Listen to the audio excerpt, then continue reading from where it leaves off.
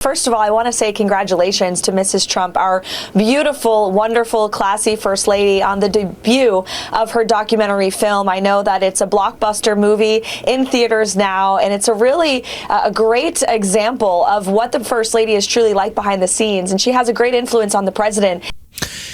It was terrible. That's Levitt's review. My review is it was terrible, and we'll get into that in a second. That's Caroline Levitt, the press secretary, hyping up Melania Trump's new documentary that we all, for you, this is what we do for you, went to the theater, watched, took notes, and now I'm going to break it down for you. But first, you actually have think about this, while that documentary is debuting, in the Epstein files, something that is pretty gross relating to the documentary. What? How does that even work? I'll get to it in a second. I already told you that Melania Trump had this documentary, and the director was someone by the name of Brett Ratner, and he is a sex pest, which kind of made sense given who Melania Trump's husband is and who a lot of their friends were, but he's been accused of sexual assault. He kind of was MIA in the movie industry for a while because of those allegations, but as my phone is going off, excuse me, we're busy, but then his career was revived for this documentary. So there's something too perfectly terrible about that, being that Melania Trump would have directing her documentary someone who has those sorts of allegations against him. But then Brett Ratner, who made the documentary we're going to talk about in the segment, pops up in photos in the Epstein files. Just the quickest break from the video to request that you click the subscribe button. As you know, that's an important way to boost the message that we deliver to a larger audience, which is very important. Helps us out, but it's completely free on your end. Just by clicking that subscribe button, you help support our work. This is him with young women, girls. Their faces are redacted. Creepy photos. There's more. There he is. So of course this would be, this is my question. Does Trump or Melania have any friends who are not in the Epstein files? I'm not going to say how many of the friends are. It feels like all of them. How many of them or their associates are not in the Epstein files? I think that list is shorter. My goodness, here's the headline. Melania doc director found in creepy Epstein files photos. Brett Ratner, who was accused of sexual misconduct by 6 women in 2017, was photographed with a late sex trafficker. So that's gross. But now let's talk about some people. I don't really care about like the numbers of the film. I'm sure they're doing a lot of marketing. Apparently it didn't bomb as bad as I expected. Okay, egg on my face. But just because people went to it doesn't mean it was good. And I saw it with my own eyes and it was not good. So when we watched the trailer together, I said, and I'm kind of proud of this prediction, I feel like it's just going to be her walking around and picking out hats. Like that was sort of slightly satirically my prediction. And it was almost for real dramatic music as she walked around and got in and out of either vehicles or buildings. Those were the plot points. She's outside of a building, walking into one. She's inside of a building, walking out of one. She's inside of a car, getting out of one. Or outside of a car, getting into one. Or a plane with dramatic music. Or in very out of touch buildings with gold everywhere, designing outfits. And this was supposed to be, do you remember in the trailer it goes, everybody wants to know, so here it is. To which we said together, know what? What is it that everyone wanted to know? And apparently it was how she picked out that outfit, which like for some people who are into fashion could be interesting. But for it to be, wasn't it like 90 minutes? Like a full length movie. For it to be filled with that much empty, meaningless space. And for it to be pretty dang out of touch. And it took a year. It was 20 days of footage they got in between January 1st and January 20th, the inauguration. And it took a year to edit. And both the guys who are editors, both producer Jade and producer Cole, were saying, we could have edited this thing a couple weeks. Now, I'm sure more went into it than that. But like, what was a year of work going into for this? So much surging to a climax, and then the climax just being her being like, I like that dress. And you're like, what? And then this was another interesting point. The number of immigrants around Melania Trump, the irony there, and Melania kept making, and some of her workers kept making points about the beauty of immigration, is so either a shot at Trump from Melania or an accidental shot at Trump. There was this one phone call that you heard in the trailer, but the full thing was just as bad, where Melania calls Trump. I can't tell. It was like on the day of the certification, and they get on the phone and Melania says, Mr. Trump, or no, Mr. President, which I guess she calls him that. Mr. President, congratulations. And he says, did you see it? And she's like, no. And he goes, you should really watch it. She was like, I'll see it on the news. And then they go, okay, all right, bye. Don't say I love you.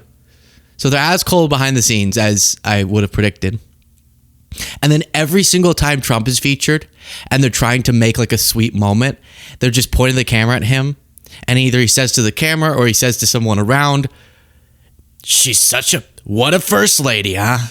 What a great first lady. That's all you can think of? Is that the most thoughtful thing you can explain about your wife? There was one car conversation where you couldn't see them, but there was slight audio and they're talking about Barron.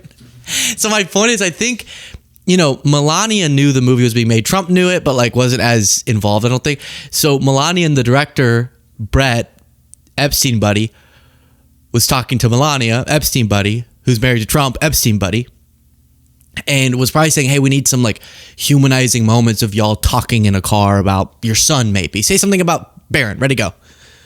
And it was, Barron, huh? He's a good kid. I was like, what? If they were recording my parents talking about me and that's all they could conjure up, I'd feel pretty insulted. The night of the inauguration, they walk into the residence of the White House and Trump grabs some sodas and goes, good night, and just walks all the way in the opposite direction as Melania. It's like, not even on inauguration night, y'all don't spend the night together? What? And then there was one other moment where Trump didn't get interviewed much for this, but there was one moment where they caught him to talk to the camera and give a little interview, and it was when they were talking about it being the 1 year. Apparently, Jimmy Carter's funeral landed on the same day as the 1 year anniversary of Melania's mother's passing. And so they go to Trump to talk about it, and he's like, Melania's mom, what a great kid. Oh, wait, that's Barron. What a great woman. What a beautiful woman. Beautiful from the standpoint of in, from the standpoint of out, just sort of beautiful was his explanation. And then he goes, and I don't want to say this too loudly because she took it really hard. Talk about Melania. I'm like, yeah, no shit. Her mom died. Of course she took it hard. What do you mean? So if you want to see dramatic walking around to good songs, the music was good. The music design, sound design was good. But it's like Hollywood level production for absolutely zero plot and for 10-minute scenes of her just going, no, change. Oh yeah, bring the collar in. Okay, but cut the collar down. Okay. And then it's like, and she's like, that's how the collar should look. Then I guess watch the movie. But apparently other people had different takes, like Nick Adams, who is a Trump administration official. I think he's an ambassador, but a wacky guy said, I'm settling in for a showing of Melania and the theater's packed. Earlier, a bystander asked if I was heading in to see Avatar, and I stopped dead in my tracks. Avatar? No, son. I don't watch woke movies. I'm here to see the groundbreaking documentary about how our incredibly talented first lady. The man's two little girls began jumping up and down, pulling on his sleeve and begging, Daddy, we want to see Melania.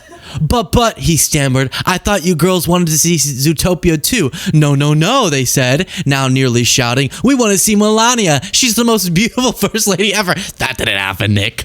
That did not happen. And if you don't believe that it didn't happen. If you believe it did happen, then look at his follow-up. Just walked past Orange Theory on my way to pick up a hot black coffee and overheard half a dozen college women chatting about Melania after the workout. They were enamored with the First Lady's class, humanity, and business acumen. I didn't know she was so smart. Period, sis, another chimed in. I knew she was beautiful, but I had no idea she was so talented too. Slay queen. So I think he's doing that slightly, even though he is a Trump supporter, so I don't know why he's mocking it with that satire. But apparently, here's CNN reporting it wasn't as big of a bomb as I predicted. This documentary is a big success. We're going to get official numbers from Amazon later this morning, but already, according to the projections that are circulating in the film industry, this is the #1 documentary in terms of box office ticket sales in about a decade. This documentary...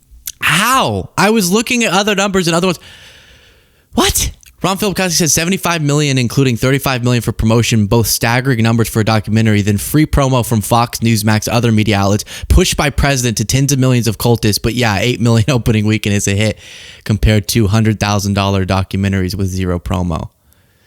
Yeah, isn't that, if they spent that much, is 8 million really that good?